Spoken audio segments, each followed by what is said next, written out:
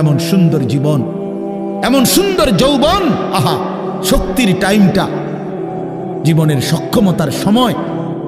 ছোটবেলা তো ভাইয়া দুর্বল, বৃদ্ধ বয়সটাও দুর্বল। তোমাদের অনেক কিশোর নওজোয়ান একজনের গায়েও চাদর নাই, কিন্তু মুরব্বী সবগুলোর গায়ে চাদর। দেখো চাকায়া, এই চাচারা তো আমার সব পরিচিত চাচা। অর্থ হইল এই বৃদ্ধের এই দুর্বলতা তাকে চাদর গায়ে দিতে বাধ্য করেছে। তার শরীরে শীতের অনুভূতিটা বেশি, ঠিক কিনা বলেন নাকি? কিন্তু তোমরা নওজোয়ান, তোমাদের অধিকাংশ কারো গায়ে চাদর নাই। তোমরা দেখো ভাইয়া, আমার গায়ে কোনো চাদরই নাই। তাইলে বুঝাইতে চাইলাম, এই শক্তির সময় যৌবন। যুবক চাইলে পাহাড় কাইটা সমান করতে পারবে, যুবক চাইলে সাগর নদী মাটি দিয়ে ভরাট করে দিতে পারে। একটা এলাকার যুবক ছেলেরা যদি চায়, সবার হাতে হাতে মদের বোতল পৌঁছাই দিতে পারবে। একটা সমাজের ছেলেরা যদি চায়, সবার হাতে হাতে নামাজের মুসল্লাও তুলে দিতে পারবে। অতএব ছেলেরা, তোমরা যারা যুবক আয়োজন করছো, আমি তোমাদের উৎসাহ দেই, একটু আগাও, এখানে থাইমা যাইও না। একটা মাহফিল করছি, এক ফোটলা বিরিয়ানি খাওয়াই দিছি, খালাস না বন্ধু, একটু আগাও। তোমরা আবার বসো, যে কয়জনে মাহফিলের আয়োজন করছো তোমরা আবার বসো, যে আমরা কেমনে আটটু ভালো হইতে পারি, আটটু চরিত্রবান হইতে পারি, আমরা কেমনে নিজেরা নামাজ ধরতে পারি। একটু যদি হিম্মত করো যুবক, ইনশাআল্লাহ ভালো হবে। শনিবার দিন আমি আমার মাদ্রাসায়, এই শনিবারে সকাল 10টা থেকে বিকাল 4:30 পর্যন্ত, এইবারই প্রথমবার আমি আলাদা 16 বছর থেকে 30 বছরের নিচে যাদের বয়স, এই কিশোর যুবকদের জন্য আলাদা ইসলাহি মজলিসের আয়োজন করছিলাম। আমার শায়েখ আল্লামা মুফতি মুশতাকুর নবী সাহেব বয়ান করছেন, আল্লামা মুফতি আমজাদ হুসাইন সাহেব বয়ান করছেন, হজরত মাওলানা মুফতি ইউসুফ বিন ইকবাল বয়ান করছেন, আমাদের কুমিল্লা ক্যান্টনমেন্টের বড় একজন শিশু বিশেষজ্ঞ ডাক্তার মিজানুর রহমান, উনি বয়ান করছেন, আমি নিজে কিছু কথা বলছি। প্রায় 600 ছেলে এন্ট্রিভুক্ত আসছে, এখানে উপস্থিত হয়েছে 600। সন্দ্বীপে, চট্টগ্রামে আমরা প্রতি বছর সন্দ্বীপ যাই, সেখানে 4টা-5টা ছেলে ফজরের নামাজের জন্য, তারা বন্ধু কলেজের ছেলে, 4-5 জন ছেলে মাত্র। ওরা একদিন সিদ্ধান্ত নিছিল, ওরা সবসময় ফজরের নামাজ পড়তো, তো ওরা একদিন সিদ্ধান্ত নিছে যে ফজরের পরে তারা সন্দ্বীপ তো সাগরের পারে, তো সাগরের পারে হাঁটতো তারা। তো তারা একদিন সিদ্ধান্ত নিছিল আজ থেকে 1 বছর আগে, যে আমরা সকালবেলা না হাইটা চলো আমরা বন্ধুদেরকে ফজরের জন্য জাগাই, ফজরের ক্যাম্পেইন করি, ফজরের জন্য গণসংযোগ করি। এই 4-5 জন ছেলে উদ্যোগ নিয়ে শুরু করছে। ঠিক 1 বছরের মেহনতে এই গত নভেম্বর, 24 সালের নভেম্বরে আমি গেছি মাহফিলে, ওইখানে তারা আমার লিস্টেড, ফজরের পরে আমি তাদের জন্য আলাদা বয়ান করছি, তাদের আলাদা মাহফিল হয়েছে ফজরের পরে। মানে রাইতে আমি যেই প্যান্ডেলে ওয়াজ করছি, ওই প্যান্ডেলটা তারা সকালের জন্য আবার ভাড়া নিছে। বুঝেন না এই কথা? আমি ওখানে ছিলাম, আর ওখানে রাত্রে আসা যায় না, ওইটা সন্দ্বীপে স্পিড বোট দিয়ে আইতে যাইতে হয়, তো তার রাইতে আওয়ানোর সিস্টেম নাই, থাকতে হয়। এই জন্য ফজরের পরে আবার বয়ান করছি 1.5 ঘন্টা। তো ওরা, আমি বললাম এত ভোরে ছেলেরা আইবনি, কয় হুজুর আসবে ইনশাল্লাহ, আপনি দেখেন। তারা আমারে দেখাইছে কাগজে কলমে লিস্টেড করা, প্রায় 4,500 ছেলে এখন ফজরের নামাজ জামাতে পড়ে। যুবক চাইলে কি না পারে, যুবক চাইলে ভাঙতে পারে, যুবক চাইলে গড়তে পারে, যুবক চাইলে বুলডোজার দিয়ে সমান করে লাইতে পারে, সমান করে ফেলতে পারে। আবার সেই ভাঙার উপরে যুবক চাইলে গড়তেও পারে। আল্লাহ তাআলা নওজোয়ানের শরীরে অসম্ভব হিম্মত দান করছে, অসম্ভব হিম্মত। এই জন্য বাপ, আমি যুবক যারা, তাদেরকে উৎসাহিত করলাম। মহান আল্লাহ পাক রব্বুল আলামিন আমাদেরকে বলছেন, আমি তোমাদের ইমানদার, ইমান নিলাম, আমি ইমান দিছি বান্দা, আমি গত বছর যখন তাবলীগের সফরে ছিলাম দিনাজপুর জেলায়, গত বছর আগস্ট মাসে ৭২ বছর বয়স্ক একজন হিন্দু লোককে কালেমার দাওয়াত দিছিলাম। ওনার 2 ছেলে মুসলমান। ওনারে আমি 2.5 ঘন্টা কালেমার দাওয়াত দিছি। আমরা 3 জন আলেম মিলে কত অনুনয় বিনয় করছি, কাকুতি মিনতি করছি, কাঁদছি, চোখের পানি ফেলছি। একটা বার চাচা কালেমা পড়েন, আপনার ছেলে মুসলমান, ছেলের বউ মুসলমান, আপনার নাতি নাতনি সব মুসলমান, আপনি এখনো বসে আছেন কেন? আহা, এই ৭২ বছর হয়ে গেছে। বুড়া মিয়া কয় আমি ওটা বলবো না। বলে নাই। আমি আমার সাথীদের কাছে, আমার 26 জন সাথী নিয়ে চিল্লাই গেছি। 16 জন আলেম, এক চিল্লা সফরে 950 মানুষ আল্লাহর রাস্তায় বের হয়েছে চিল্লার জন্য। আলহামদুলিল্লাহ, আল্লাহই করাইছে। তো বলতেছিলাম, আমি সাথীদের কাছে এসে বলছিলাম যে দেখেন ৭২ বছর বয়স হয়ে গেছে, এক আল্লাহর বান্দা, তার জবান দিয়া কোনোদিন তার মালিকের নামটা বের হয়। আমারে আপনারে আল্লাহ তাআলা কত বড় তৌফিক দিছে যে আমরা কত হাজারবার, লক্ষবার কালেমা লা ইলাহা ইল্লাল্লাহ মুহাম্মাদুর রাসূলুল্লাহ এটা যে আমরা পড়তে পারি, পড়তে পারছি, এই সৌভাগ্যের কৃতজ্ঞতা কি? এটা যদি আল্লাহ আমগো জবান দিয়ে কোনোদিন না বলাইতো। কথা বলে না বাপ? এই ছেলেরা মিয়া, এই বাপ যারা নামাজ পড়ো না, আরে না ফরমান, তুই যদি হিন্দুর ঘরে জন্ম নিতি, তুই যদি ইহুদির ঘরে জন্ম নিতি, তুই যদি খ্রিস্টানের ঘরে জন্ম নিতি, বেটা কি হতো জীবন? যদি কোনোদিন কালেমার আহ্বান না শুনতা। তুমি তো মুসলমানের ঘরে জন্ম নিয়া এভাবে ইমানকে ফেলে দিলা।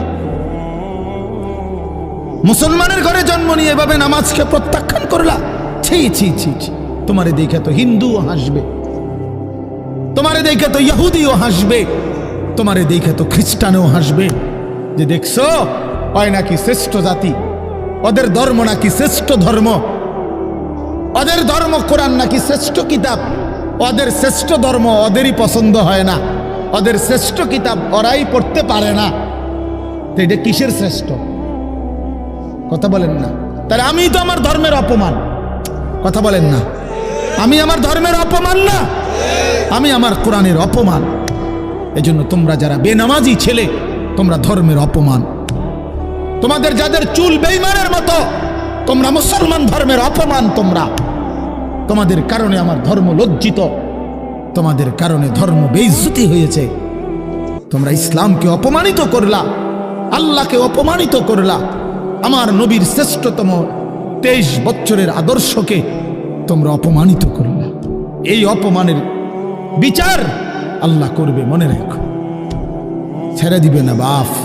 আল্লাহ কোরআনে বলছে, বান্দা আমি 1 সেকেন্ড ছাড়বো না, আমি হিসাব নিব। তুমি আমারে কি মনে করছো বান্দা? বাদুগা খাওয়াইছি দেখিয়া তুমি মনে করছো আমি মাতি না?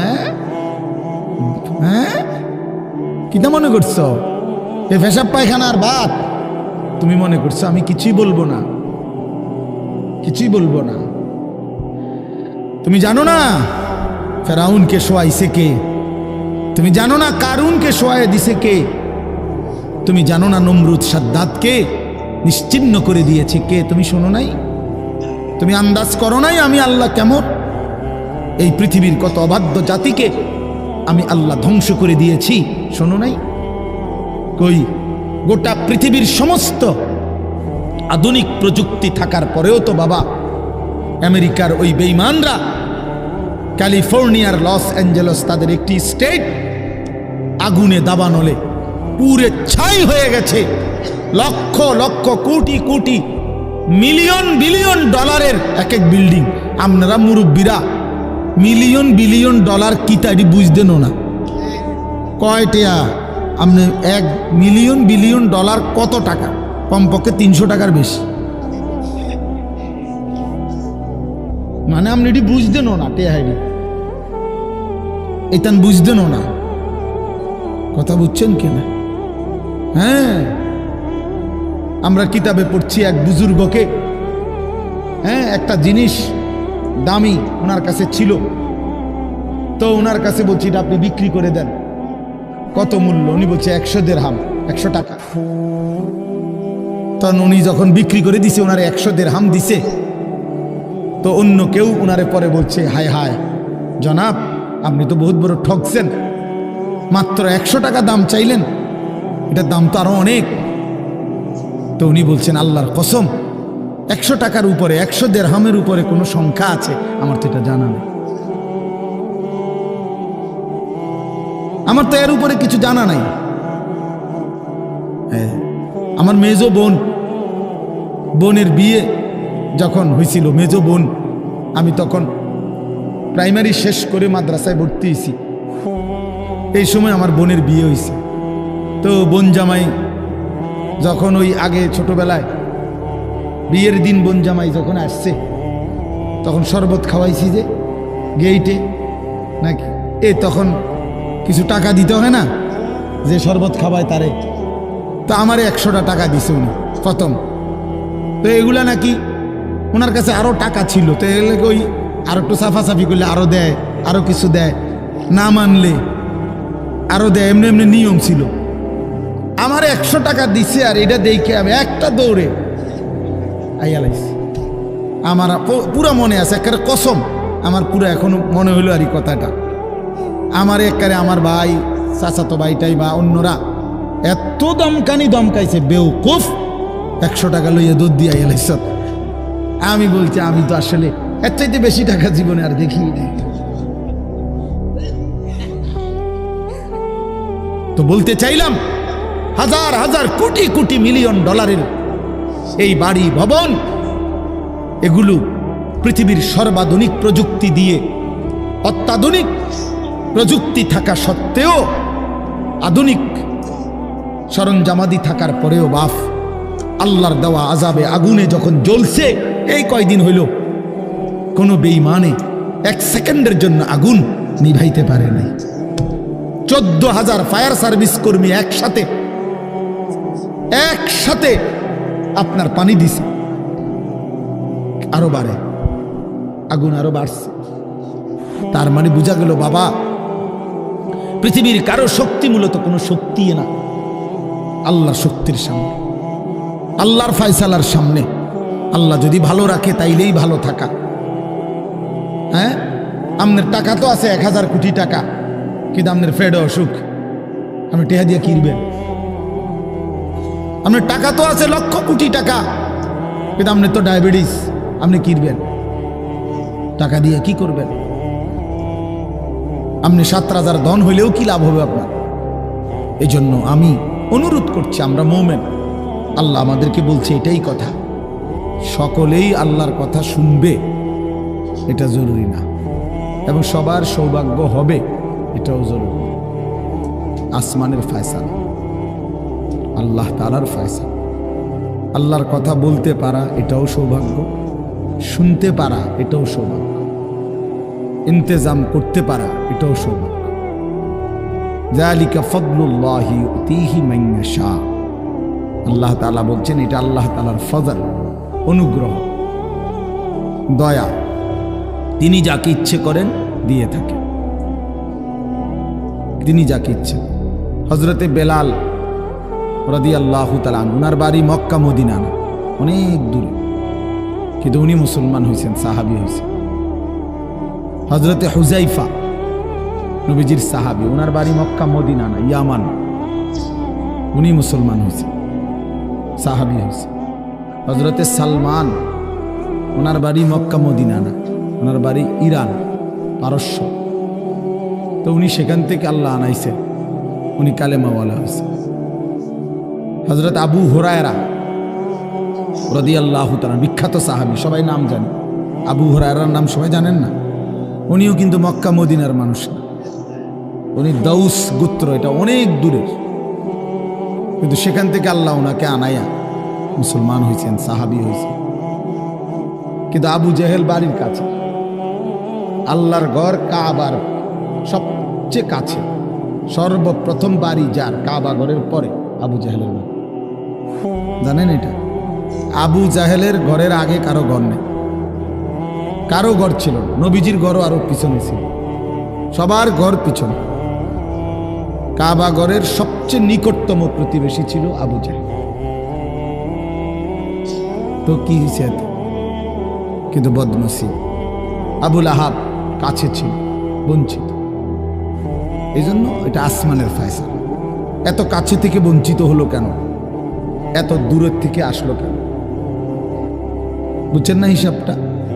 তাহলে মূলত ফয়সালাটা কার? ইউতিহি মান ইয়াশা।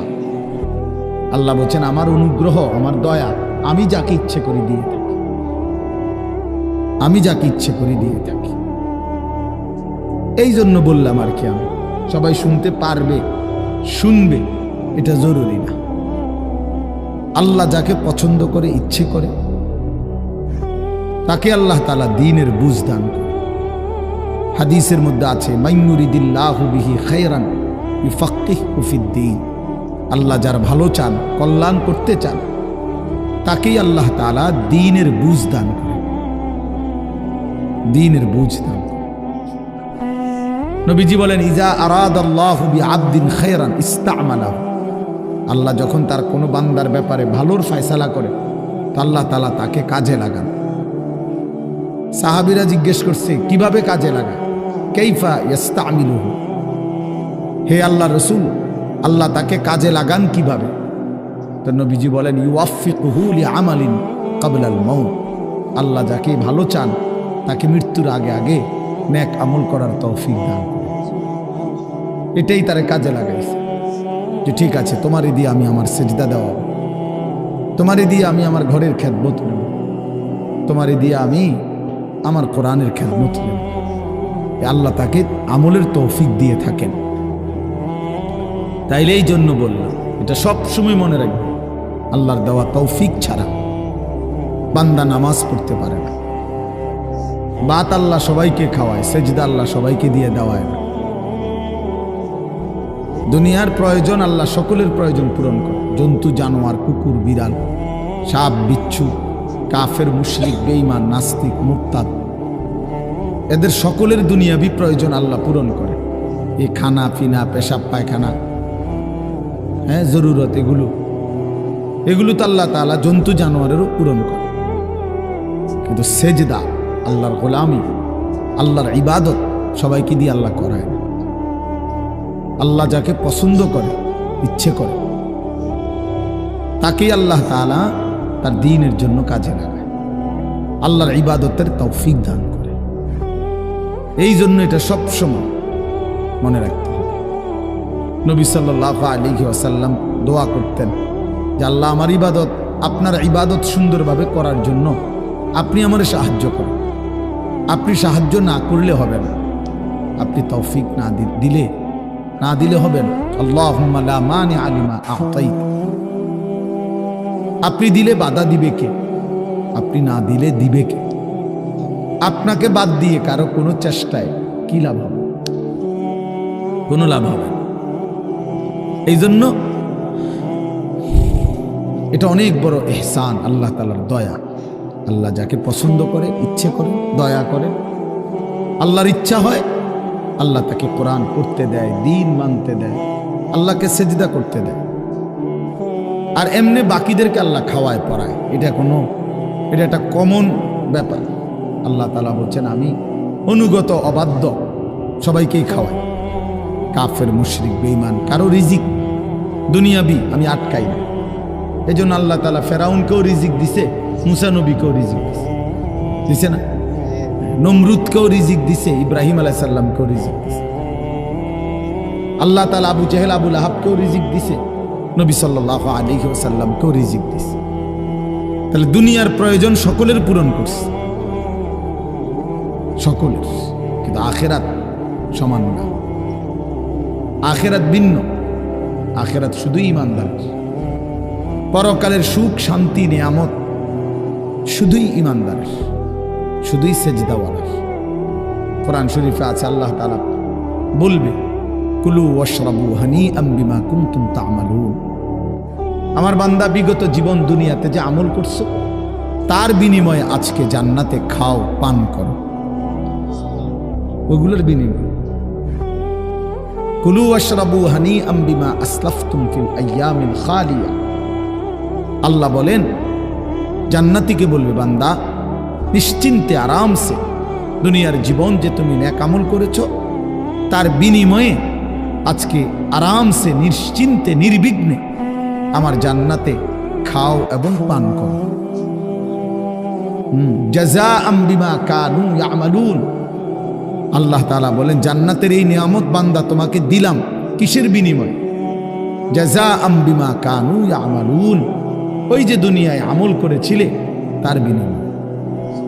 এ তোমার সেজদার বিনিময়, এ তোমার রুকুর বিনিময়, এটা তোমার জিকিরের বিনিময়, আমার গোলামের বিনিময়, আমার বন্দিগির বিনিময়।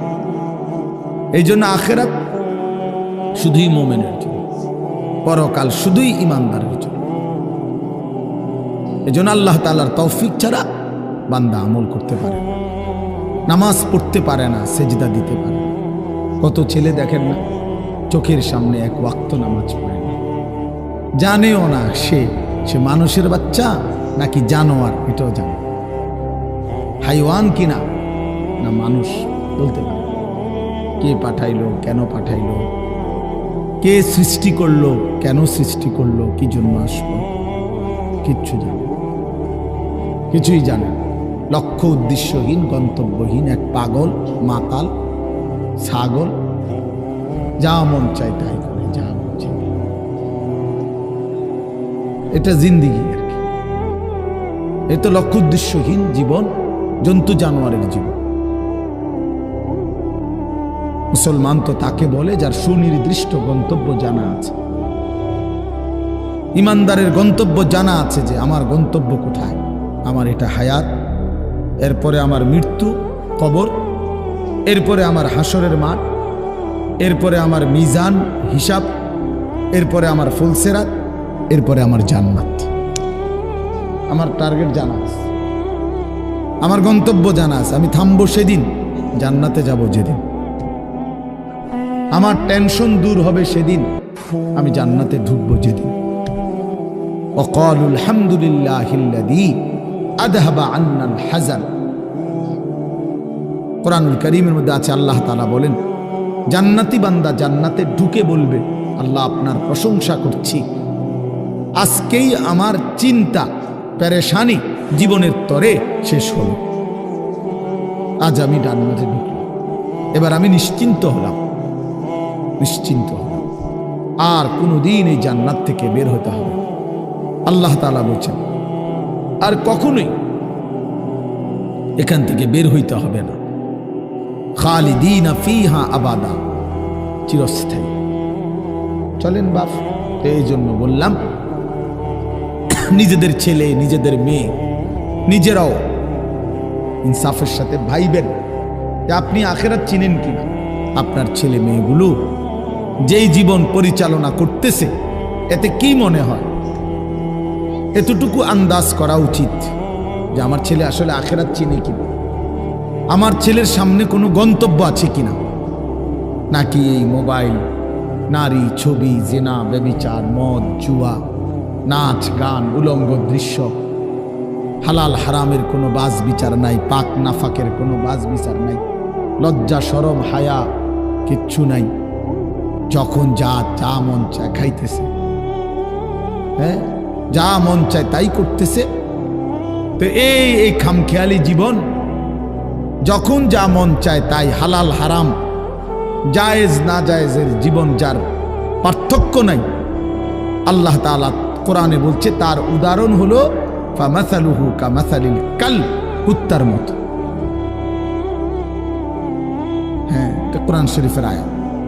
ওই জীবন কুত্তার জীবন, কুকুরের জীবন। এই জন্য আমি সবসময় এটা বুঝি, বেনামাজির জিন্দেগি কুত্তার জিন্দেগি। এই ফজরের নামাজ না পড়ে যে জানোয়ারগুলো ঘুমায় থাকে, এগুলা কুকুরের জিন্দেগি। খালাস। এই সুদখোরগুলো যে জিন্দেগি কাটায়, এগুলো কুকুরের জিন্দেগি। এই হারামখোরগুলো যে জীবন কাটায় এটা জানোয়ারের জীবন। কোরআন শরীফের আয়াত এটা। ওয়াত্তাবাআ হাওয়াহু ফামাসালুহু কামাসালিল কালব।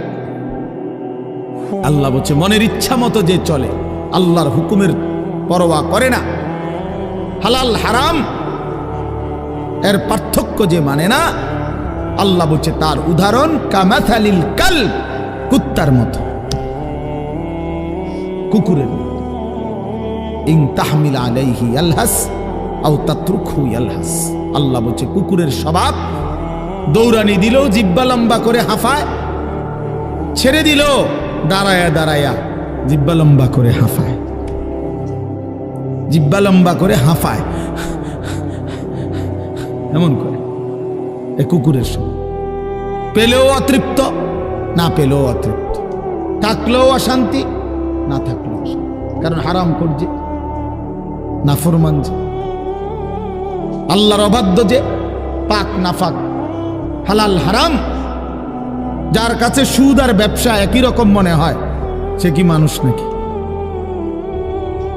যার কাছে আপন বউ পরের মহিলা সমান মনে হয়, নিজের বউও দেখে, মানুষের বেডিও দেখে, তো তার কাছে কি কোনো হালাল হারামের পার্থক্য আছে কি? তো সে জানোয়ার না তো জানোয়ার কি? সে জানোয়ার না তো জানোয়ারটা কে? তাই বলে, ইনসাফের কথা বলে, নাহলে বিচারে কোন কি কয়? এই জন্য এটা সবসময় মনে রাখবেন, জওয়ান হন আর বুড়া হন, আমি হই আর আপনি হন, হালাল হারামের পার্থক্য যার মধ্যে নাই, কুকুরের মধ্যে কোনো হালাল হারামের পার্থক্য নাই, কুকুরের মধ্যে পাক নাফাকের কিছু নাই, কারণ যেহেতু সে জানোয়ার। কিন্তু মানুষ যে ইনসান, তার সৃষ্টিগত সত্তার মধ্যে হালাল হারামের অনুভূতি থাকতে হবে। মুসলমান তাকেই বলবে যার মধ্যে জায়েজ না জায়েজের পার্থক্য আছে, হালাল হারামের অনুভূতি আছে, পাক নাফাকের অনুভূতি আছে। কোরআনুল কারীমে আল্লাহ তাআলা এটা বলছেন। এজন্য নবীজি বলছেন আল হালালু বাইয়িন ওয়াল হারামু বাইয়িন।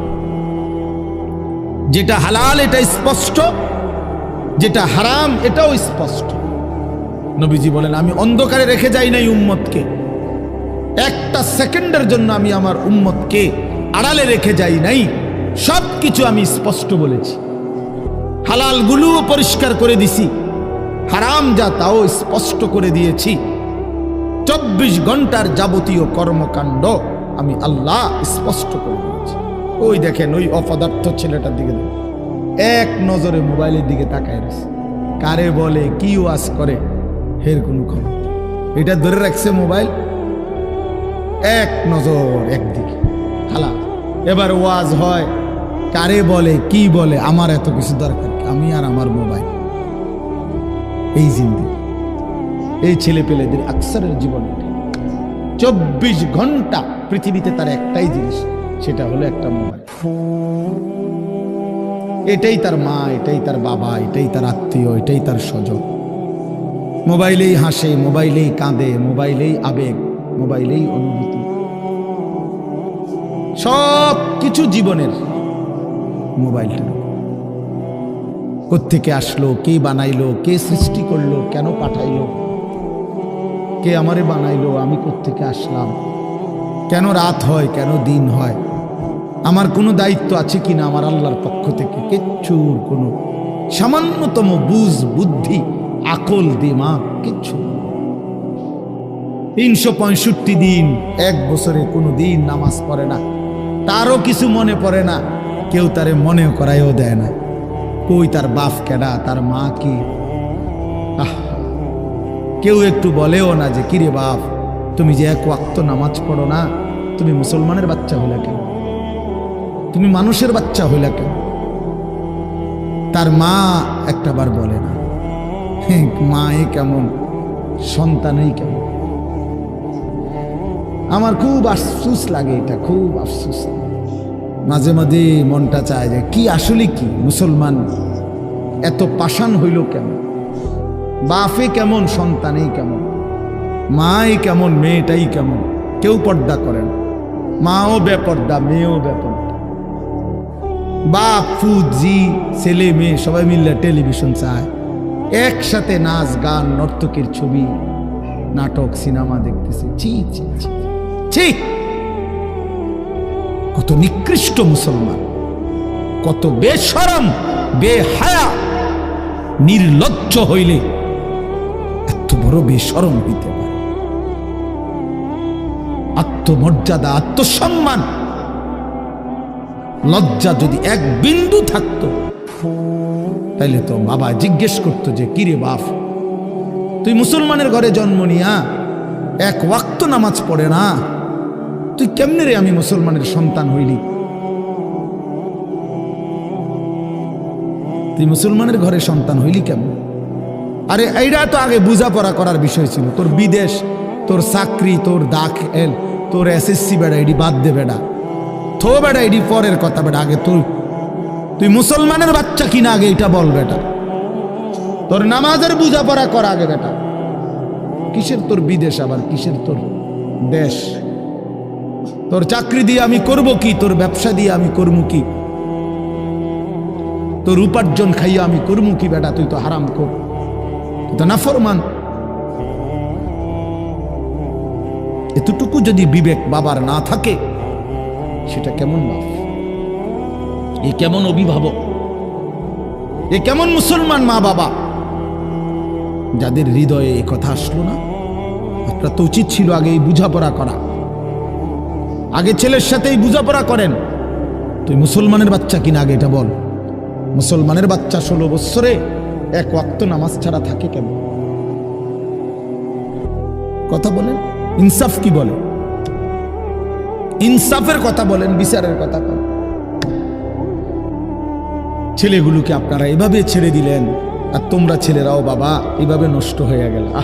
অনাদরে, অবহেলায় এমন সুন্দর জীবন, এমন সুন্দর যৌবন, শরীর স্বাস্থ্য সব শেষ করে দিলাম। একবারও মনে পড়লো না তোমারও তো শেষ আছে বাপ। রাত যেমন ভোর হয়, দিন যেমন রাত হয়, তোমারও হায়াতও একদিন শেষ হয়। প্রতি ঘন্টা মিনিট সেকেন্ড যায় মানে তোমার হায়াত যায়, আমার হায়াত যায়, ঠিক না? তো আল্লাহ আমাদেরকে বুঝ দান করেন। এজন্য বাপ আমরা ভাবা উচিত, আমাদের এটা ফিকির করা উচিত।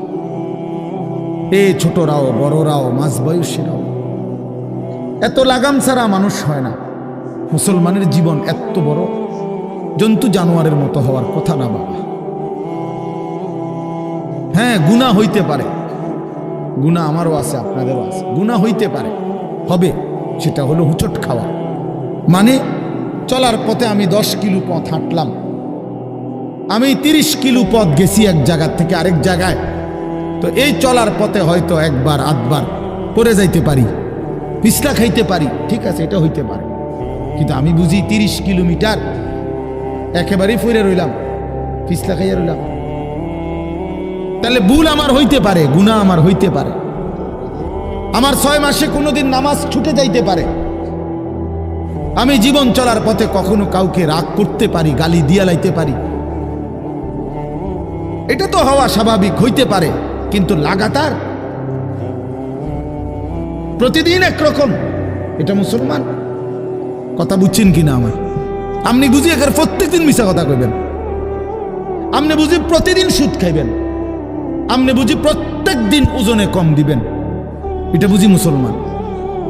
আপনি বুঝি একদিনও নামাজ পড়তেন না, আপনি বুঝি 365 দিনে কোনোদিন ফজরের নামাজ পড়তেন না, এটা মুসলমান? তো এটা তো হুচট খাওয়া না, এটা তো গাদ্দারি, এটা তো ইচ্ছা করে ঠান্ডা মাথায় ধীরে সুস্থে ভেবে চিনতে আল্লাহর সাথে গাদ্দারি করতেছে। আল্লাহরে বুড়া আঙ্গুল দেখাইতেছে যে দেখো কইলা কেন সেজদা দিতাম না, চাই কিতা করতাম।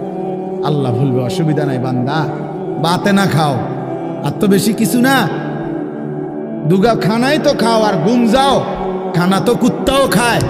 তবে মনে রাখো কবরে আইসো একটা লাথি দেওয়া ফেরেশতারে দিয়া, একটা লাথি, এক লাথিতে বুঝবা আমার নাফরমানির শাস্তি কি। কাল্লা সাউফা তা'লামুন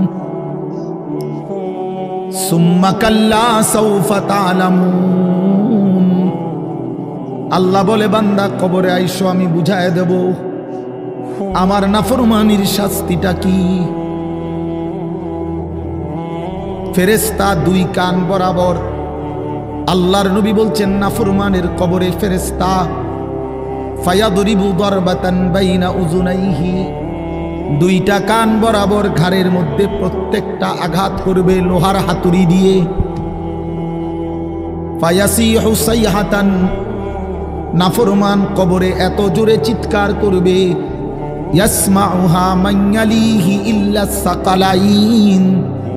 আল্লাহর নবী বলেন দুনিয়াবাসী মানুষ এবং জিন ব্যতীত আল্লাহর সব সৃষ্টি ওই বেঈমানের কবরের চিৎকার শুনতে পাবে, এমন জোরে চিৎকার দিবে। একটা একটা আঘাত এভাবেই চলবে কিয়ামত পর্যন্ত, এভাবেই চলবে কিয়ামত পর্যন্ত।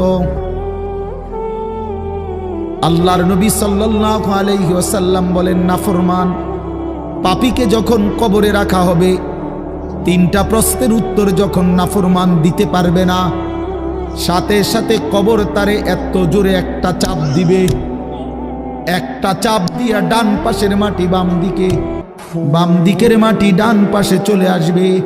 হাত্তা তাখতালিফা আদলাউহু, আল্লাহর নবী বলেন ডান পাশের পাঁজরের হাড্ডি ভাইঙ্গা বাম পাশে ঢুকে যাবে, বাম পাশের হাড্ডিগুলো ভাইঙ্গা ডান পাশে ঢুকে যাবে। নবীজি দেখায়া দিছে হাত্তা তাখতালিফা আদলাউহু, এইভাবে দুই আঙ্গুল একটা যেমন আরেকটার মধ্যে ঢুকে যায়, আল্লাহর নবী বলেন এভাবে পাঁজরের হাড্ডি একটা আরেকটার মধ্যে ঢুকে যাবে। কি বাপ মনে করছো তোমারে এমনে এমনে ছেড়ে দিব? কি মনে করছো যার ভাত খাইলা তার বুঝি হিসাব দিতে হবে না? কি মনে করছো মুফত এটা? হ্যাঁ, কার পানি পান করেছো, কার ভাত খেয়েছো, কার আসমান, কার জমিন, কার চন্দ্র, কার সূর্য ব্যবহার করেছো বান্দা? কার এটা? তোমার আব্বার? শরীরটা তোমার বাপের নি, চোখ নাক কান তো তোমার আল্লাহর। আলাম নাজআল লাহু আইনাইন ওয়া লিসানান ওয়া শাফাতাইন।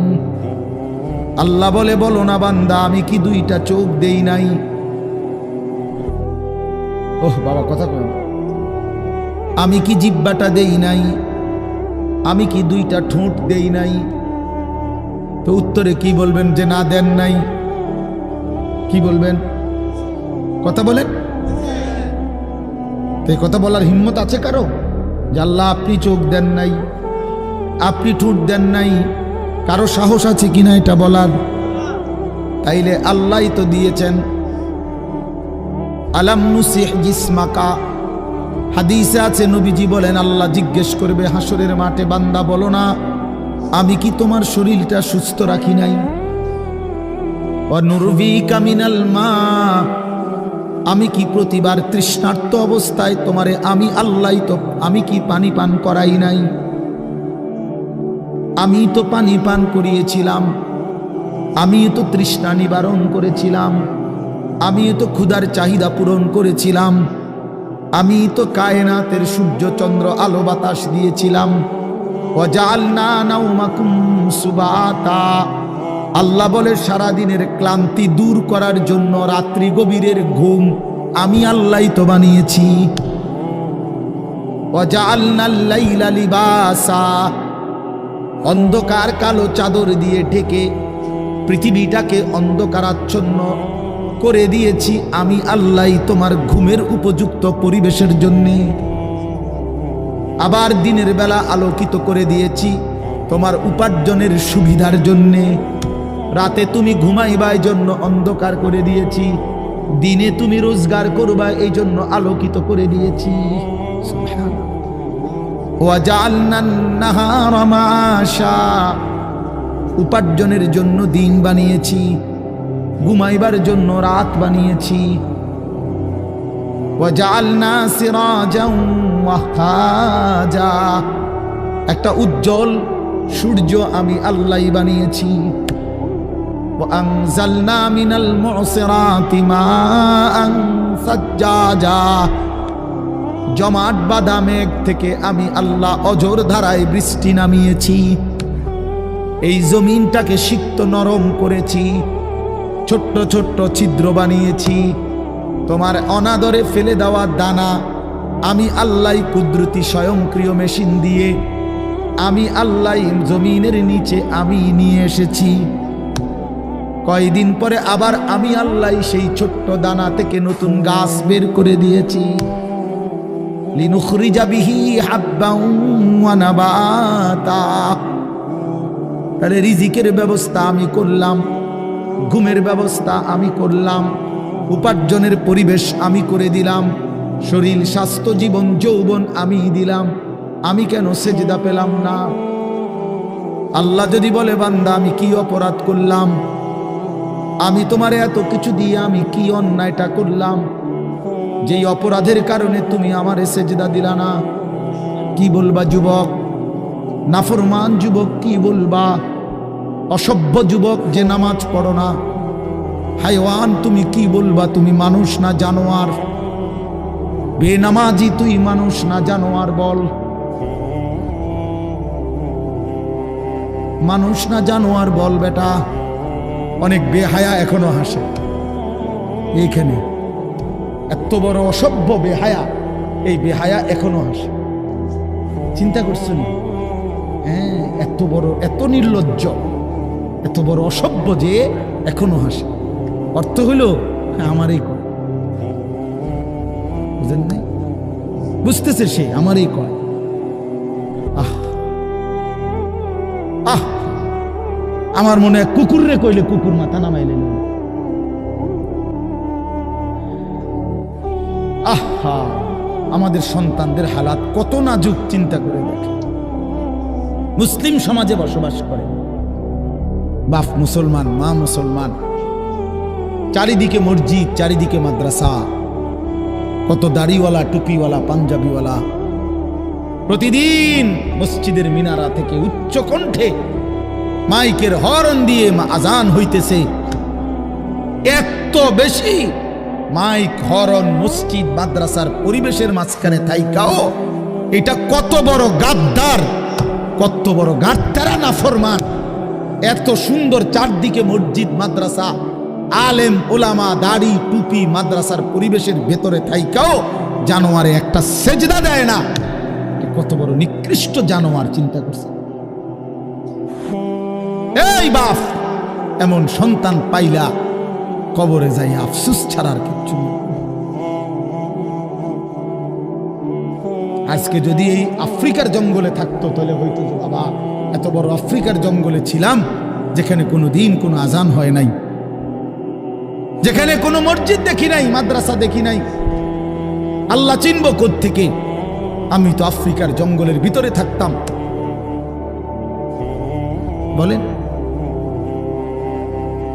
একটা ছেলে বলেন, এই ছেলেগুলো বেনামাজি যে ছেলেগুলো, এদেরকে জিজ্ঞাসা করেন যে বাবা তুই কি আল্লাহ চিনলি না, না রাসূল চিনলি না? তুমি বাবা কি মসজিদ চিনলা না, মাদ্রাসা চিনলা না? কোনোদিন কি কোরআন দেখলা না? কারো লাশ, কারো জানাজা, কারো কবর কিছুই দেখো নাই? কিচ্ছুই তোমার কলজার মধ্যে কোনো এক বিন্দু কোনো বিবেক অনুভূতি জাগাইলো না?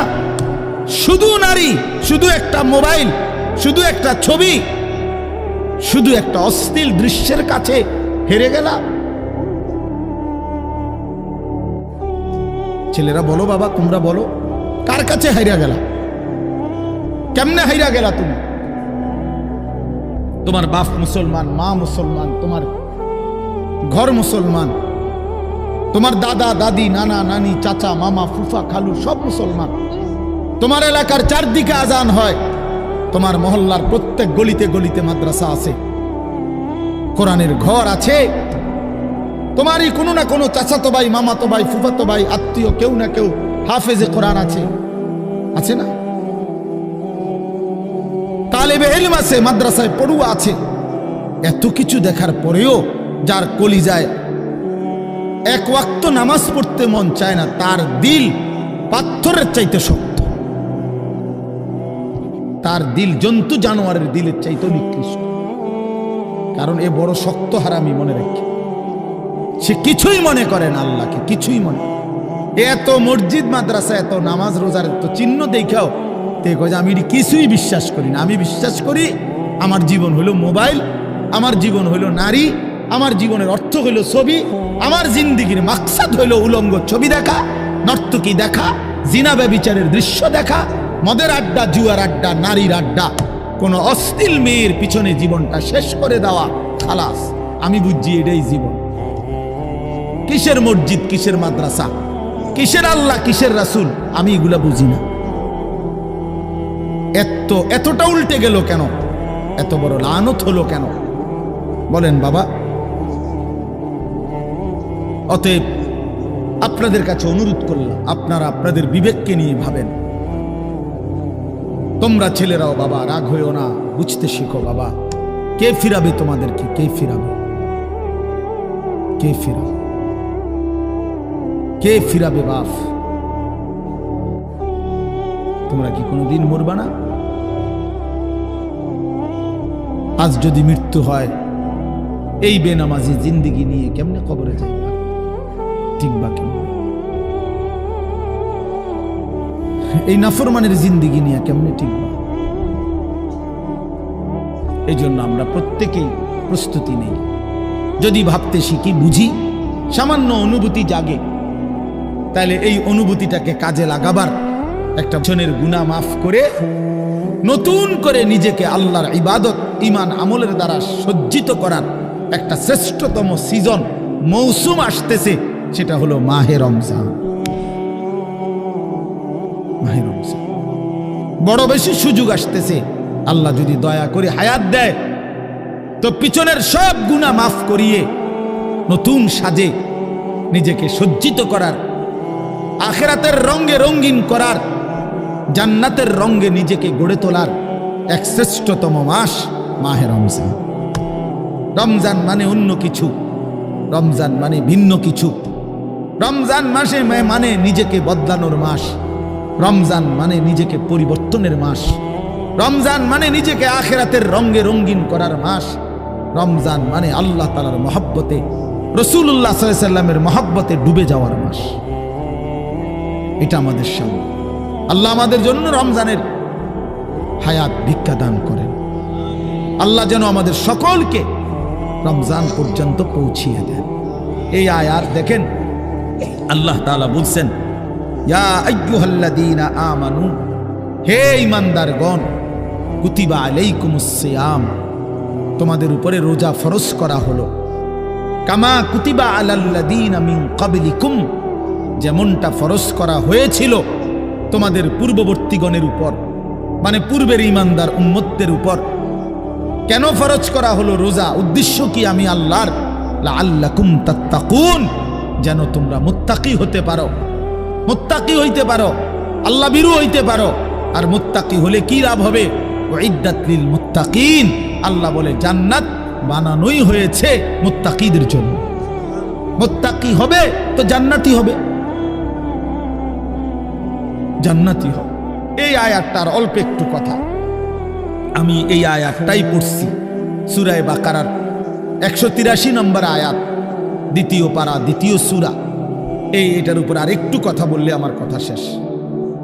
আমরা আমাদের যদি পরিবর্তন চাই, পরিবর্তনের সুযোগ মাহে রমজান।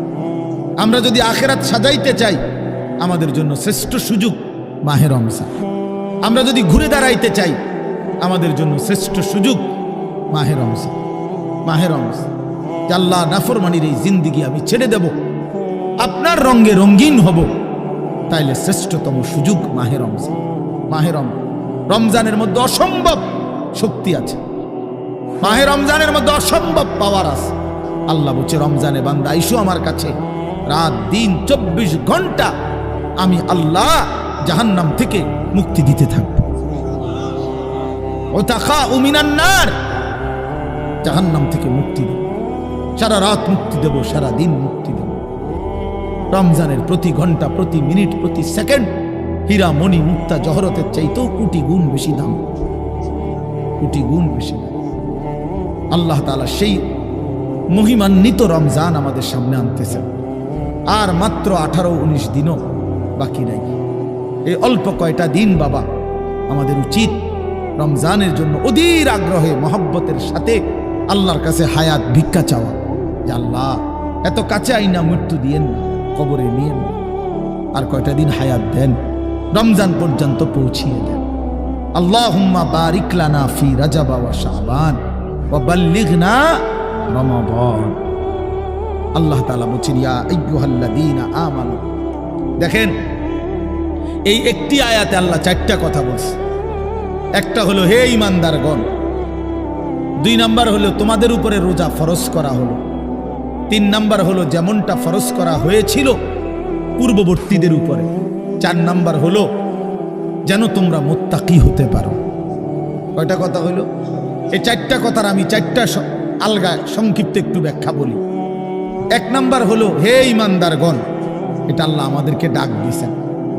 তাফসীরের মধ্যে আছে আদম আলাইহিস সালাম থেকে নিয়ে আমাদের নবী পর্যন্ত, ইতিপূর্বে আমাদের নবীর আগে যত নবী পৃথিবীতে আল্লাহ পাঠাইছেন, ওই নবীদের উপরে যারা ঈমান আনছিল, ওই নবীদের আমলে তাদের কাউকে কোনোদিন আল্লাহ তাআলা এই শব্দ দিয়ে হে ঈমানদারগণ, ইয়া আইয়ুহাল্লাযীনা আমানু বলে ডাক দেন নাই। আগে সর্বপ্রথম আমাদের নবী, আখিরি নবী, আল্লাহর বন্ধু, আমাদের নবীর ভালোবাসায় আল্লাহ তাআলা বলছে, বন্ধু, বিগত কোন নবীর ঈমানদার উম্মতকে আমি যেই শব্দে ডাকি নাই, এই প্রথম আপনার ভালোবাসায় আপনার ঈমানদার উম্মতকে আমি ইয়া আইয়ুহাল্লাযীনা আমানু এই নতুন শব্দে ডাক দিলাম। হে ঈমানদারগণ, হে ঈমানদার, তোমরা আমার। তাফসীর ইবনে কাসিরের মধ্যে আছে, যে ঈমানদার সে আল্লাহর বন্ধু, যে মুমিন সে কার বন্ধু? আল্লাহর বন্ধু। আল্লাহর বন্ধু, মুমিনের বন্ধু আল্লাহ, আল্লাহর বন্ধু মুমিন,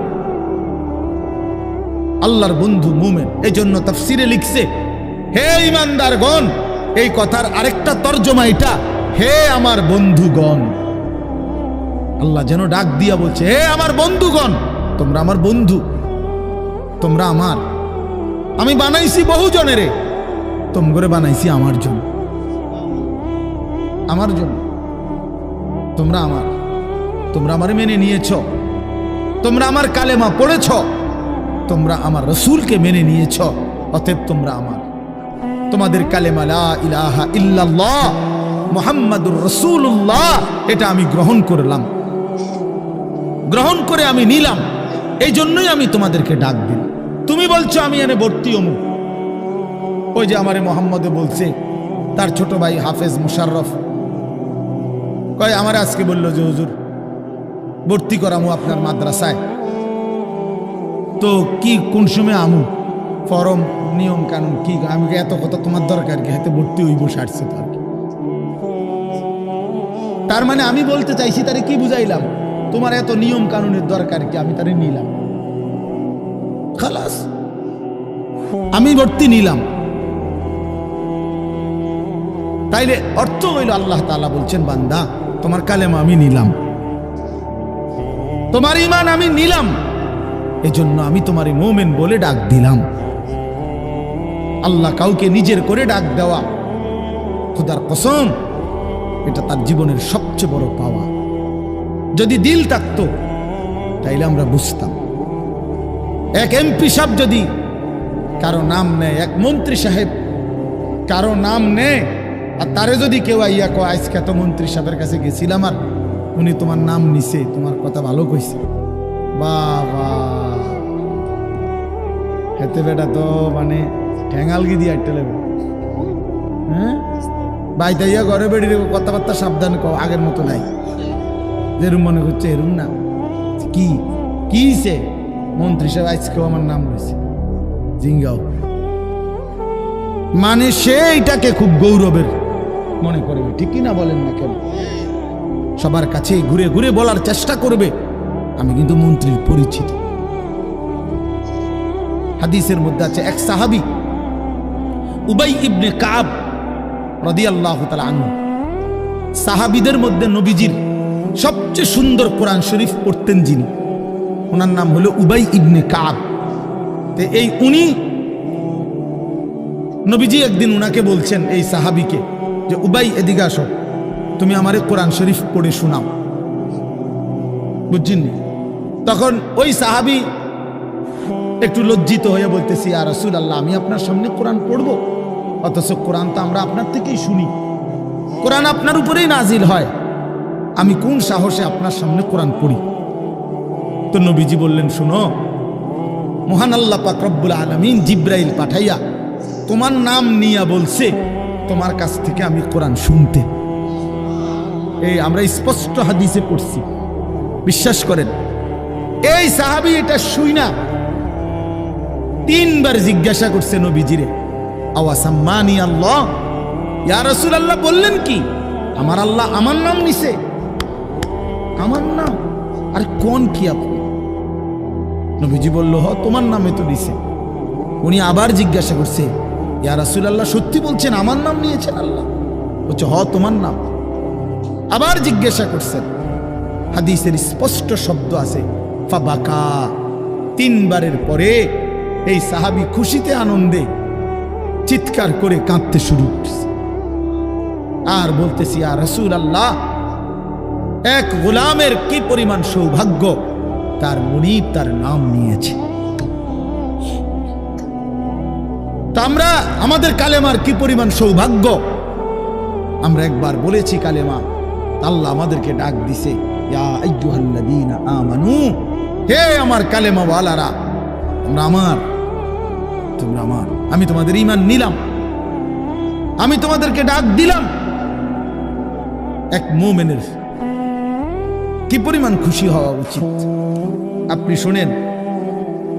29 নম্বর পারায় একটা সূরা আছে, সূরা মুরসালাত।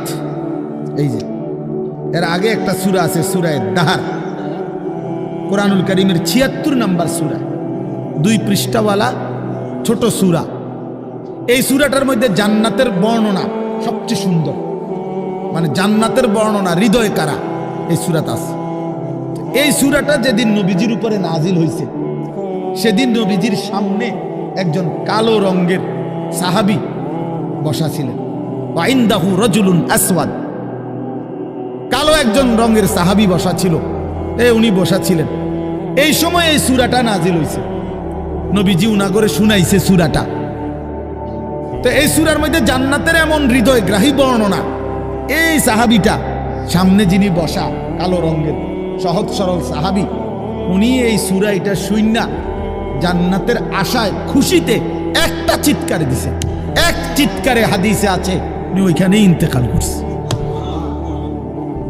এখানে তখন আল্লাহর নবী বলেন, ওয়াল্লাহি লাকাদ আখরাজা নাফসা সাহিবিকুমুশ শাওকু ইলাল জান্নাহ। নবী বলেন, আল্লাহর কসম, জান্নাতের প্রবল আকাঙ্ক্ষায় তোমাদের বন্ধু জীবন দিয়ে দিল। निकल जाए दम तेरे कदमों के नीचे, यही दिल की हसरत, यही दिल की आरज़ू है। এটা উর্দু শের আর কি, অর্থ হলো, হে প্রিয়তম, তোমার পায়ের নিচে জীবন দিলাম, জান দিয়ে দিলাম, আর এটাই ছিল আমার সারা জিন্দেগীর তামান্না, দিলের আকাঙ্ক্ষা, যে তোমার জন্য আমি জীবন দেব, আর সেটাই দিয়ে দিলাম। নিকল যায় দম তেরে কদমু কে নিচে, তোমার কদমের নিচে আমার জান গেল। এই দিল কি হাসরত, এটাই ছিল দিলের আকাঙ্ক্ষা। এজন্য আজকে ছেলেরা কোথায় জীবন শেষ করে দিচ্ছ? এমন সুন্দর জীবন, এমন সুন্দর যৌবন, আহা, শক্তির টাইমটা, জীবনের সক্ষমতার সময়। ছোটবেলা তো ভাইয়া দুর্বল, বৃদ্ধ বয়সটাও দুর্বল। তোমাদের অনেক কিশোর নওজোয়ান একজনের গায়েও চাদর নাই, কিন্তু মুরব্বী সবগুলোর গায়ে চাদর। দেখো চাকায়া, এই চাচারা তো আমার সব পরিচিত চাচা। অর্থ হইল এই বৃদ্ধের এই দুর্বলতা তাকে চাদর গায়ে দিতে বাধ্য করেছে। তার শরীরে শীতের অনুভূতিটা বেশি, ঠিক কিনা বলেন না কেউ? কিন্তু তোমরা নওজোয়ান, তোমাদের অধিকাংশ কারো গায়ে চাদর নাই। তোমরা দেখো ভাইয়া, আমার গায়ে কোনো চাদরই নাই। তাইলে বুঝাইতে চাইলাম এই শক্তির সময় যৌবন। যুবক চাইলে পাহাড় কাইটা সমান করতে পারবে। যুবক চাইলে সাগর নদী মাটি দিয়ে ভরাট করে দিতে পারে। একটা এলাকার যুবক ছেলেরা যদি চায়, সবার হাতে হাতে মদের বোতল পৌঁছাই দিতে পারবে। একটা সমাজের ছেলেরা যদি চায়, সবার হাতে হাতে নামাজের মুসল্লাও তুলে দিতে পারবে।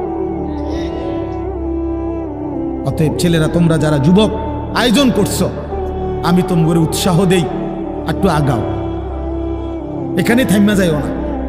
একটা মাহফিল করছি, এক ফোটলা বিরিয়ানি খাওয়াই দিছি, খালাস না বন্ধু, একটু আগাও।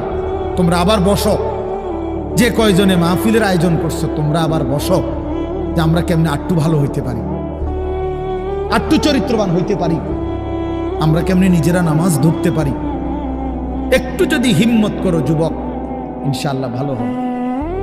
শনিবার দিন আমি আমার মাদ্রাসায় এই শনিবারে সকাল 10টা থেকে বিকাল 4:30 পর্যন্ত, এইবারই প্রথমবার আমি আলাদা 16 বছর থেকে 30 বছরের নিচে যাদের বয়স, এই কিশোর যুবকদের জন্য আলাদা ইসলাহি মজলিসের আয়োজন করছিলাম।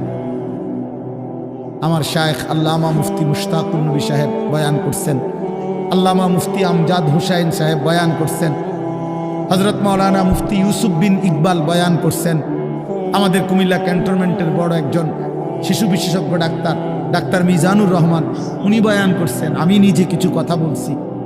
প্রায় 600 ছেলে এন্ট্রিভুক্ত আসছে, উপস্থিত হয়েছে 600। সন্দ্বীপে, চট্টগ্রামে আমরা প্রতি বছর সন্দ্বীপ যাই, সেখানে 4টা-5টা ছেলে ফজরের নামাজের জন্য, তারা বন্ধু কলেজের ছেলে, 4-5 জন ছেলে মাত্র। ওরা একদিন সিদ্ধান্ত নিছিল, ওরা সবসময় ফজরের নামাজ পড়তো, তো ওরা একদিন সিদ্ধান্ত নিছে যে ফজরের পরে তারা সন্দ্বীপ তো সাগরের পারে, তো সাগরের পারে হাঁটতো তারা।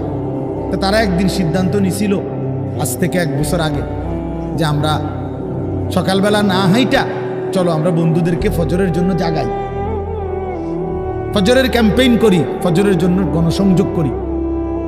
এই 4-5 জন ছেলে উদ্যোগ নিয়ে শুরু করছে। ঠিক 1 বছরের মেহনতে এই গত নভেম্বর, 24 সালের নভেম্বরে আমি গেছি মাহফিলে, ওইখানে তারা আমার লিস্টেড। ফজরের পরে আমি তাদের জন্য আলাদা বয়ান করছি, তাদের আলাদা মাহফিল হয়েছে ফজরের পরে। মানে রাতে আমি যেই প্যান্ডেলে ওয়াজ করছি, ওই প্যান্ডেলটা তারা সকালের জন্য আবার ভাড়া নিছে। বুঝেন না এই কথা? আমি ওখানে ছিলাম, আর ওখানে রাত্রে আসা যায় না, ওইটা সন্দ্বীপে স্পিড বোট দিয়ে আইতে যাইতে হয়, তো রাইতে আওয়ানোর সিস্টেম নেই, থাকতে হয়। এই জন্য ফজরের পরে আবার বয়ান করছি 1.5 ঘন্টা। তো ওরা, আমি বললাম এত ভোরে ছেলেরা আইবনি, কয় হুজুর আসবে ইনশাল্লাহ, আপনি দেখেন। তারা আমারে দেখাইছে কাগজে কলমে লিস্টেড করা প্রায় 4,500 ছেলে এখন ফজরের নামাজ জামাতে।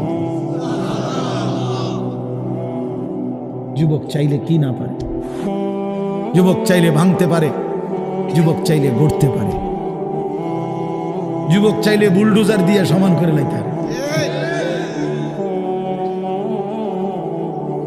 সমান করে ফেলতে। আবার সেই ভাঙার উপরে যুবক চাইলে গড়তেও পারে। আল্লাহ তাআলা নওজোয়ানের শরীরে অসম্ভব হিম্মত দান করছে, অসম্ভব হিম্মত।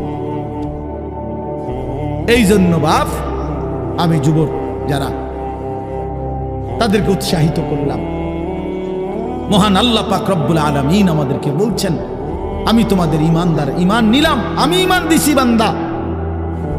আমি গত বছর যখন তাবলীগের সফরে ছিলাম দিনাজপুর জেলায়, গত বছর আগস্ট মাসে 72 বছর বয়স্ক একজন হিন্দু লোককে কালেমার দাওয়াত দিছিলাম। ওনার 2 ছেলে মুসলমান, ওনারে আমি 2.5 ঘন্টা কালেমার দাওয়াত দিছি।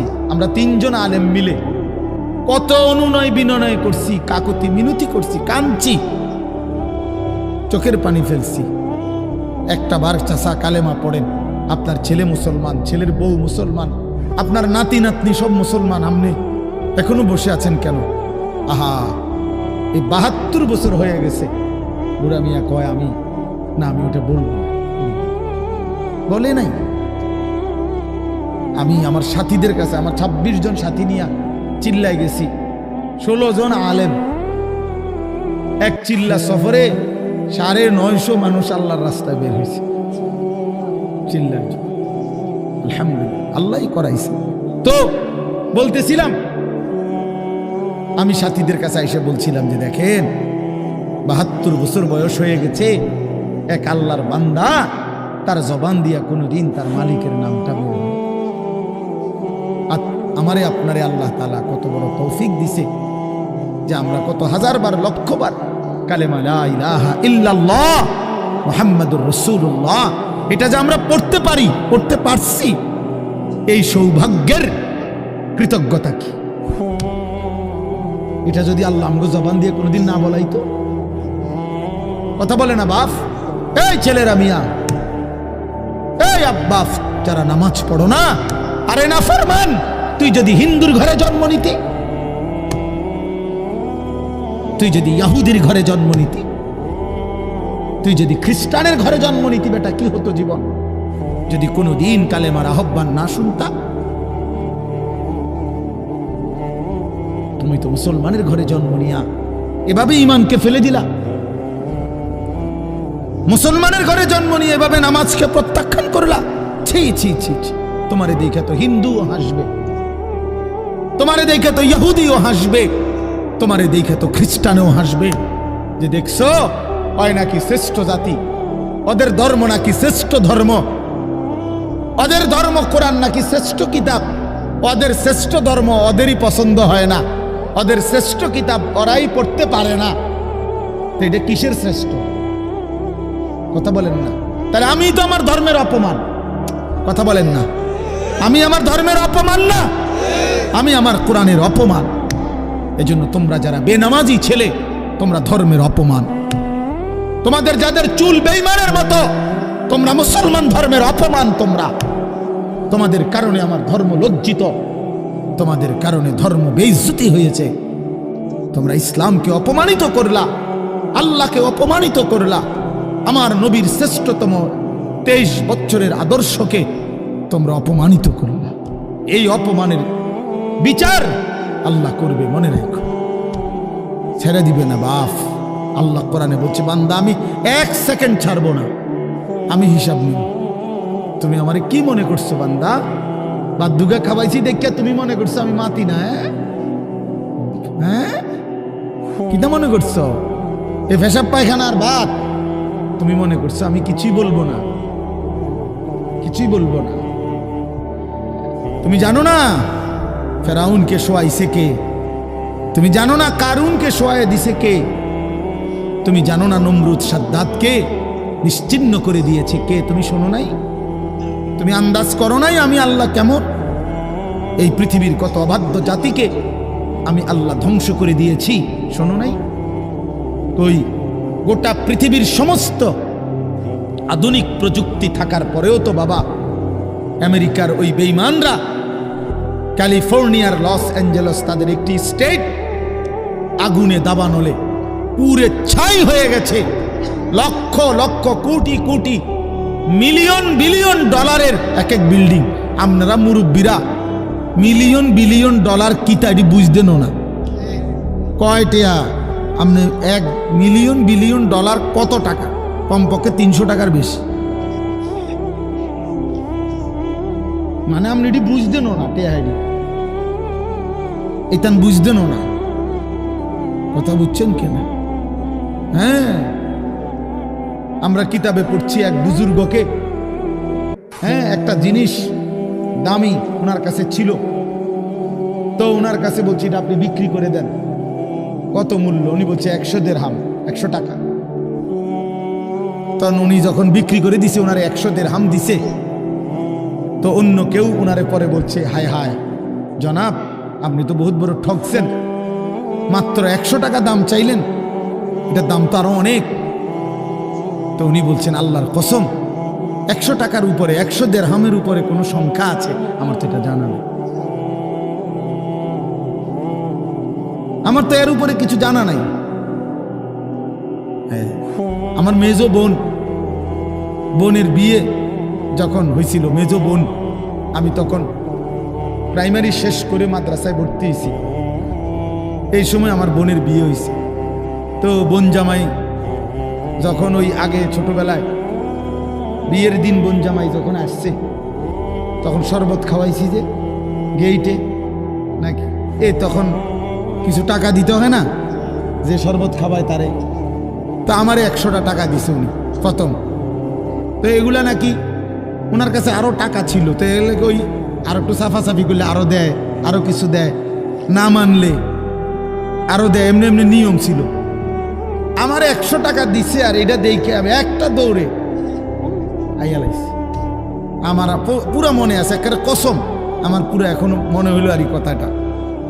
আমার একেবারে আমার ভাই, চাচাতো ভাইটাই বা অন্যরা এত দমকাইছে, বেউকুফ, 100 টাকা লইয়া দৌড় দিয়ে আইয়া লাইছ। আমি বলছি, আমি তো আসলে এর চাইতে বেশি টাকা জীবনে আর দেখি।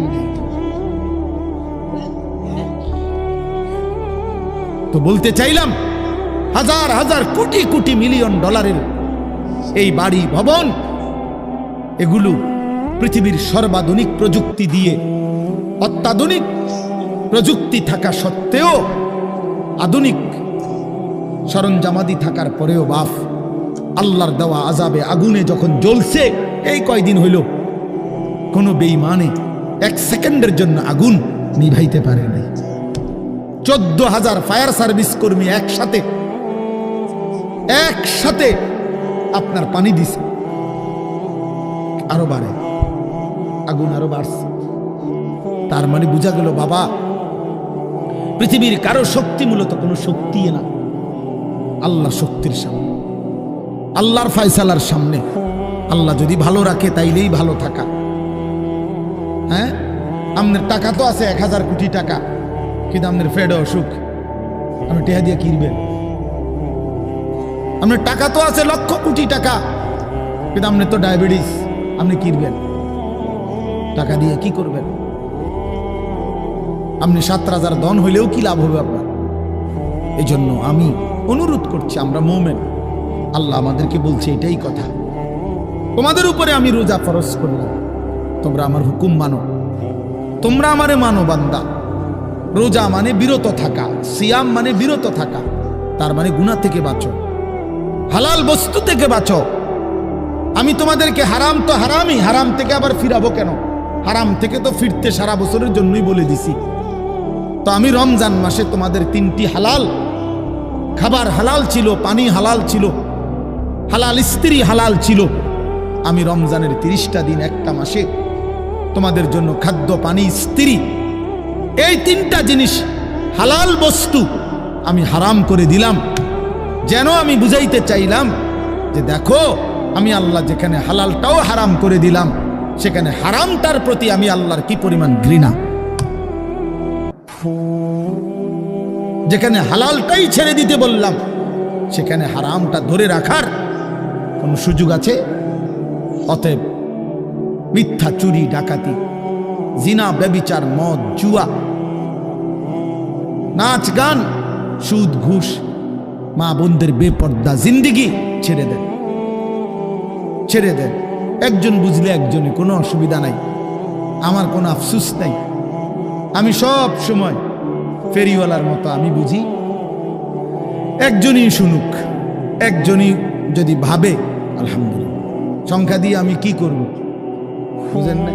10 কোটি মানুষ আমারে মনে করেন আলগি দিছে, তো কিছে কিছে, আমার খবর রাজাব মা। বাংলাদেশের একেবারে মনে করেন 50 লাখ লোক আমার চিনে, তো কিছে, আমার খবর রাজাব মা। তো আর কি, পরিচিতি, অপরিচিতি, জনপ্রিয়তা, এগুলো কোনো বিষয় না, এগুলো কোনো মুখ্য বিষয় নয়। বিষয় হলো আল্লাহর কাছে গ্রহণ হওয়া, আখিরাতের মুক্তি পাওয়া, জাহান্নাম থেকে মুক্তি পাওয়া। অতএব আজকে এতটুকুই মূল কথা। আমরা প্রত্যেকেই এটা ভাবি আমরা মুমিন। প্রিয় ভাই বলেন, আমরা এখানে যারা এখন বসছি রাত 12টা বাজে, আমার কথা শেষ, নীরবে একটা মিনিট ইনসাফের সাথে ছেলেরা বাবা বলো তুমি মুসলমান কিনা। না ছেলেরা আলাদা বলো বাবা কও তোমরা মুসলমান কিনা। প্রিয় বাপ বলো তুমি মুসলমান কিনা, তুমি মুসলমানের সন্তান কিনা। তাইলে তুমি সিদ্ধান্ত দাও আজকে। বয়স্ক যারা আছেন তারা আপনারা বসা থাকেন, কিন্তু তোমরা যারা 30 বছরের নিচে ছেলে, তোমাদের বয়স, বুঝে শুনে ধোঁকা দিও না, আল্লাহর সাথে ধোঁকা করো না, আল্লাহর সাথে মস্কারি করো না। হাদিসের মধ্যে আছে এক লোক নবীজির সামনে বাম হাত দিয়ে খাইতেছিল, মুসলিম শরীফের হাদিস। নবীজি তারে বলছে ডান হাতে খাও, তখন সে বলছে আমি ডান হাতে খাইতে পারি না। নবীজি বলছে তাইলে আর পারবাও না। কসম আল্লাহর, ওই হাদিস আছে। সাহাবী বলে ওই লোক আর কোনোদিন ডান হাত মুখের কাছে আনতে পারে নাই, কারণ সে তো মূলত মিথ্যা বলছিল, অহংকার করে বলছিল। এই জন্য আমি অনুরোধ করছি, তোমরা যারা 30 বছরের নিচে আছো ছেলে বাবা, তোমরা দিল থেকে বুঝে শুনে তোমরা নিয়ত করে দাঁড়াও, যে এই কথার নিয়তে দাঁড়াও যার ভাল লাগে যে আমি ইনশাল্লাহ চেষ্টা করুম ফজর সহ 5 ওয়াক্ত নামাজ পড়তে।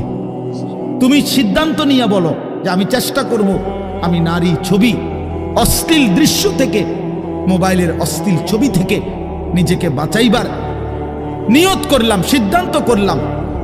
আল্লাহ তৌফিক দিলেই তো পারবা, ঠিক কিনা বলেন না কেন? অতএব নিয়ত করে হিম্মতের সাথে যে আসলেই হুজুর আমি দিল থেকে বললাম, এই নিয়ত করে দাঁড়াও। যার ভাল লাগে দাঁড়াও, কোনো বাধাবাধকতা নাই, যার মন চায় দাঁড়াও, আমার কোনো জোরাজুরি নাই। বাকি তুমি দিল থেকে বলো, মন থেকে মনে নিয়ত করো, তোমার দিলে তুমি। কারণ তোমার কবর তোমার, আমার কবর আমার। তোমার ঘরে তুমি ফিরবা, আমার ঘরে আমি ফিরব। সবাই রাজি তো ইনশাআল্লাহ? আল্লাহ তাআলা তৌফিক দান করেন।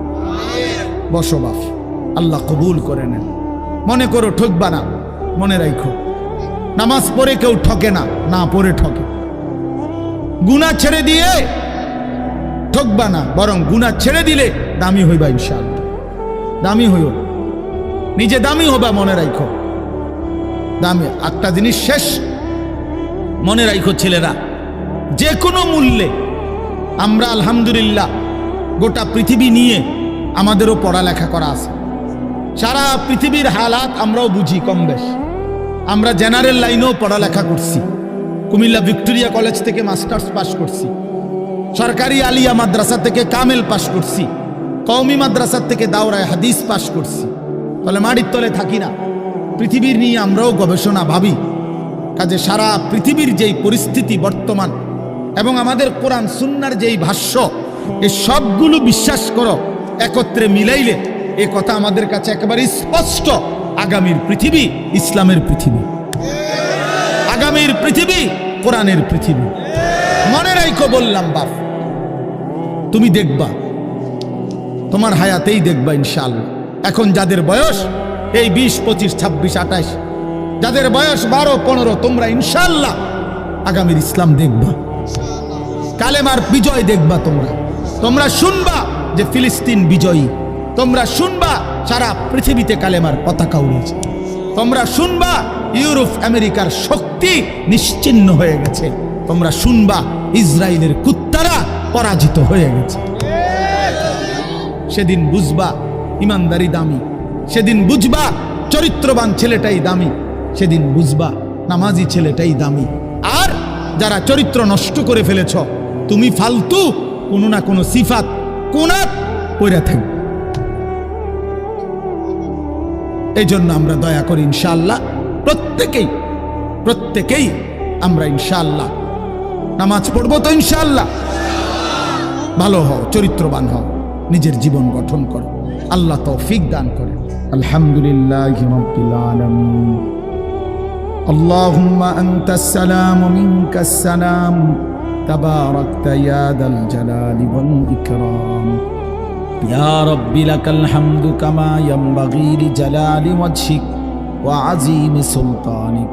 ওয়া সাল্লি আলা মুহাম্মাদিন কামা হুয়া আহলুক وافعل بنا خيرا كما أنت شانك يا أرحم الراحمين يا أرحم الراحمين يا أرحم الراحمين ربنا ظلمنا أنفسنا وإن لم تغفر لنا وترحمنا لنكونن من الخاسرين ربنا آتنا في الدنيا حسنة وفي الآخرة حسنة وقنا عذاب النار ربنا لا تزغ قلوبنا بعد إذ هديتنا وهب لنا من لدنك رحمة إنك أنت الوهاب ربنا وآتنا ما وعدتنا على رسلك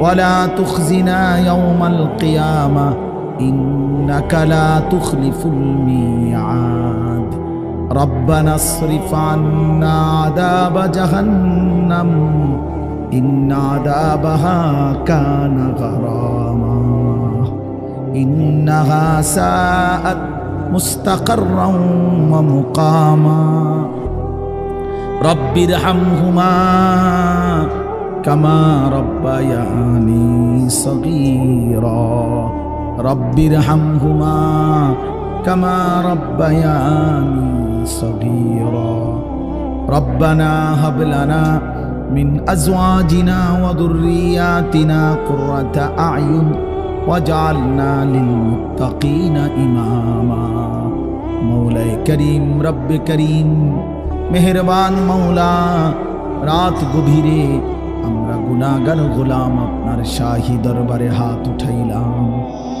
অনেক বেশি গুনাহ মাওলা পেছনের জিন্দেগি নাফরমানিতে ভরা মাওলা অন্ধকারেই জীবন নাফরমানিতে ভরে গেছে মাওলা আল্লাহ চোখ বন্ধ করলেই ভয় হয় ঘুম যেতেই ভয় হয় যদি ঘুম আর না ভাঙ্গে চোখ যদি আর না মেলে এত গুনাহ নিয়ে কবরে যাব কেমনে মাওলা হাসরের ময়দানে দাঁড়াবো কেমনে মাওলা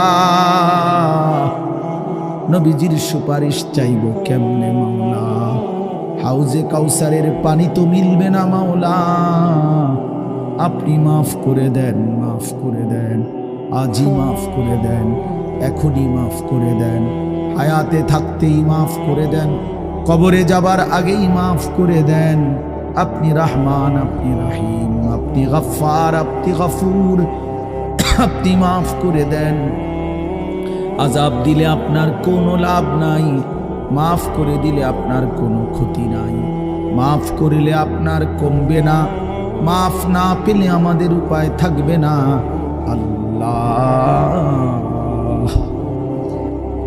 মাফ করে দেন দেন মাওলা আমার এই মাফ করে দেন আমার এই মাফ করে দেন আমার বন্ধুদেরকে মাফ করে দেন আমার বাবাদেরকে মাফ করে দেন আমার নওজোয়ান ছেলেদেরকে মাফ করে দেন আল্লাহ নওজোয়ান ছেলেরা বোঝে নাই মাওলা গুনাহ তো করেই ফেলেছে মাওলা আজ আপনি মাফ করে দেন আপনার ভালোবাসায় দাঁড়িয়েছিল আপনার ভালোবাসায় দাঁড়িয়েছিল মাওলা আপনি এই দাঁড়ানো কবুল করে নেন ছেলেগুলোকে নামাজি বানিয়ে দেন চরিত্রবান বানিয়ে দেন মোবাইলের আসক্তি থেকে বাঁচান নারীর আসক্তি থেকে বাঁচান জিনা ব্যভিচারের আড্ডা থেকে বাঁচান মদ জুয়ার আড্ডা থেকে বাঁচান আমার সন্তানদেরকে ফিরাইয়া দেন আমার ভাইদেরকে ফিরিয়ে দেন আমার সন্তানদেরকে ফিরিয়ে দেন বাবা চাচা বয়স্কদেরকে আরো বেশি নেক আমলের তৌফিক দেন মা বোনদেরকে পর্দা পুশিদা দান করেন সমস্ত কবরবাসীদেরকে মাফ করে দেন কিয়ামত পর্যন্ত কবরের আযাব মাফ করে দেন অসুস্থ বিমারি যারা শিফা করে দেন প্রত্যেকের কামাই রুজিতে হালাল বরকত দান করেন বিদেশের জমিনে প্রবাসে যারা সহি সালামতে নিরাপদে রাখেন মাওলা যে যেই মাকসাদে দোয়া চেয়েছে সকলের নেক মাকসাদ পূরণ করে দেন আল্লাহ ছেলেদের আয়োজন মসজিদ কমিটির আয়োজন মহল্লাবাসীর আয়োজন এই মাহফিলখানা কবুল করে নেন মাহফিলের প্রতিটা দান সাদাকা বুদ্ধি, সহযোগিতা, পরামর্শ সব কিছুর উত্তম বিনিময় দান করেন। আল্লাহ সকলকে কবুল আর মনসুর করে নেন। ওলামায়ে কেরামকে হায়াত দারাজ করেন, সকলের উপরে রহম করম করেন, প্রত্যেকের নেক মাকসাদ আপনি পূরণ করে দেন। আল্লাহ অভাব দূর করে দেন। রমজান পর্যন্ত হায়াত ভিক্ষা দান করেন। আল্লাহ রমজান পর্যন্ত পৌঁছিয়ে দেন, পৌঁছিয়ে দেন, পৌঁছিয়ে। আর অল্প কয়েকটা দিন মাওলা, বঞ্চিত কইরেন না, মাহরুম কইরেন না, এতটা কাছে এনে কবরে নিয়েন না মাওলা। আল্লাহুম্মা বারিক লানা ফি রাজাব ওয়া শাবান ওয়া বাল্লিগনা রমাদান ওয়া বাল্লিগনা রমাদান ওয়া বাল্লিগনা রমাদান। আল্লাহ রমজান পর্যন্ত পৌঁছাইয়াই দেন, হায়াত ভিক্ষাই দেন।